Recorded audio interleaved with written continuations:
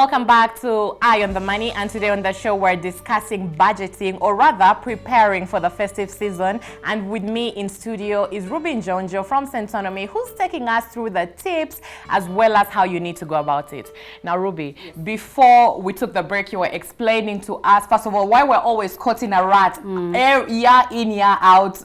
You know, at the end of the festive season, you talked to us about the importance of planning. Correct. You've talked to us about what needs to go into the planning. Now, to pick up the conversation, another bad, I would call it a vice or habit that people really pick up during the festive season is borrowing. Yes. Whether that's borrowing from a bank, whether that's borrowing from a loved one, whether that means borrowing from these mobile apps, a lot of people usually like to acquire debt because, like you said, expenditure increases a lot. People have to worry about school fees. People have to worry about surviving when they've entered the new year. What's your thought on borrowing during this time? Is it something that's advisable? And in case someone decides to go that route, how should they go about it? Okay, thanks, Ingrid. That's a really good question. And we often find ourselves borrowing a lot, but sometimes it could be for the wrong reasons. So my advice in this season would be, remember, as we had said, you have a plan. So look at your plan and be realistic. We are going to have a lot of fun in December, and then we'll transition into January, and sometimes it could be scary, and that's what we are trying to avoid. So for purposes of borrowing, unless, Ingrid, it's going to be able to be making you money. If you're borrowing because you have an Uber and you feel like this is the time that is going to make you the most money because guys are transitioning and traveling and going everywhere, yes, that is the right thing. But if you're borrowing to spend that money, and then you get into January and now you have to repay it, and remember, for example, if you're borrowing the monthly loans, they are really expensive. So it means on top of the budget that you now have an extra amount that you had not planned for, which means you're definitely going to find yourself in a rut. Because remember, in December, people are paid early, and then they feel like January takes 50 days. In reality, it's 31, just like every other day, every other month, I mean. But it becomes longer because we enjoy having money early. But if you plan for this money, then you have no reason to be borrowing. And then again, you also don't want to get to 31st and now you want to pull your hairs and everything because, oh my God, here is the loan, I need to borrow. Again, according to my budget, I don't even have the money to pay it back. So my advice would be, unless you're borrowing money that you're going to use to invest to make you more money, please steer clear of the debt.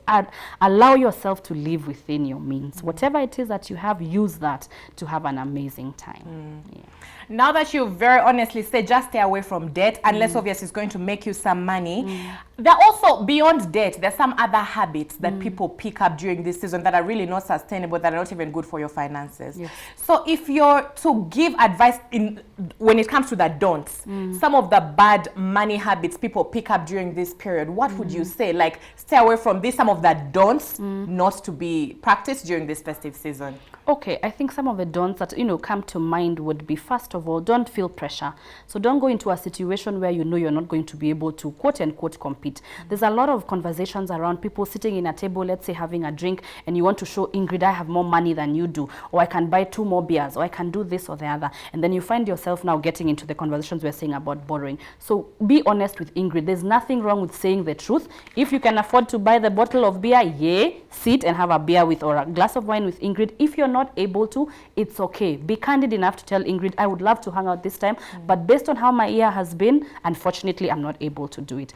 Some of the other things that we can, I'd think about is also like driving when you're not very stable, or competing with people in terms of maybe taking road trips at night and you're not, you're not safe to drive, or you're not very careful, or getting caught up in just making random decisions without thinking through it. So for everything that's coming at you, take some time to think about it. There's also a lot of conversations around putting bets within each other. If you do this, you'll get this.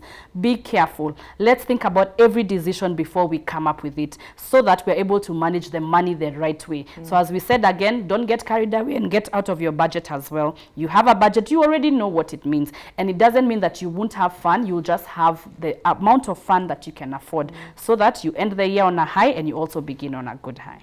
Yeah. Finally, as we wrap it up, Ruby, I'm sure there's some people out there at home who are so used to having large Christmases, and they're now looking at us and they're saying, these guys are bent on ruining this for us. Yes. That sounds like it's going to be so boring. And then there's also, like, when you're used to having something so grand, the adjustments. So some people would feel like we're sucking the joy out of their festivities. Yes. So as we wrap it up, what would be your tips on, like you've said, still having a fun and enjoyable Christmas? Is it doable, and the final take home. If our audience doesn't take anything else away from this conversation, what would be your top 5 tips in terms of enjoying the festive season without people feeling like they've been really deprived of what the festive season is about? Okay, so the festive season is about having fun. So as I said earlier, some of the things that would come to mind was, number one, look for thrifting. So we all still want to have some fun, and I don't want to reduce the fun, but we just want to have fun that we can be able to afford. And we appreciate that the year has been difficult, and next year also might be a bit difficult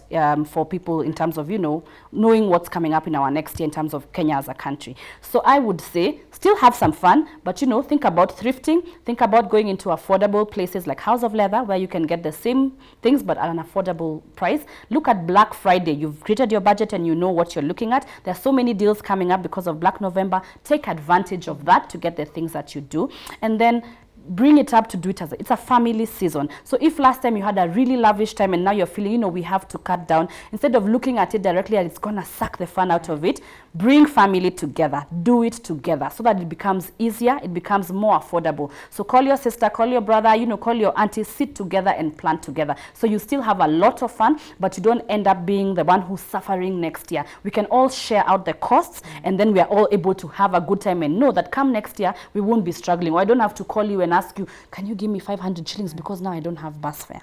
So if we are able to do it together as a family, we'll still have a lot of fun. Now we can be lavish together, because if we bring my little and your little, it can become lavish. But let's not focus on having a really good time and then end up struggling. Right. So let's have the family spirit as we're doing it, plan together this time round. Let's all put into the kitty so that we still have an amazing, amazing time. And my final one, as I said, is just have a plan and then allow your income to align to your plan so that you're able to have a life that's comfortable, a life that you're able to sustain, and you don't end up feeling like you're in premium tiers come January. And they can be real. Even I've experienced them previously. I mean, it's the reality. Right. So this time round, I want us to do it differently. Let's have a lot of fun, but within what we can be able to afford.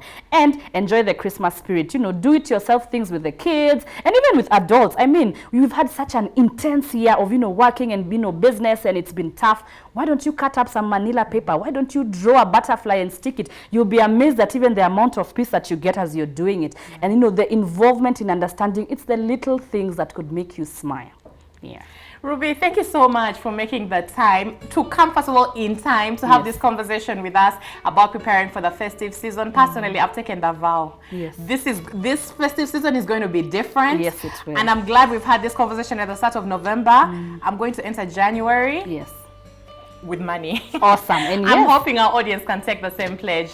Otherwise, thank you very much again for making the time to join us today on Eye on the Money. Remember, in case you've missed out on any of our past episodes on our partnership with Centonomy, they're all up on our YouTube pages. Make sure you check them out, and also send your comments and feedback to our social media handles at Metropole TV KE on Facebook, Instagram, and Twitter. Enjoy the rest of your viewing.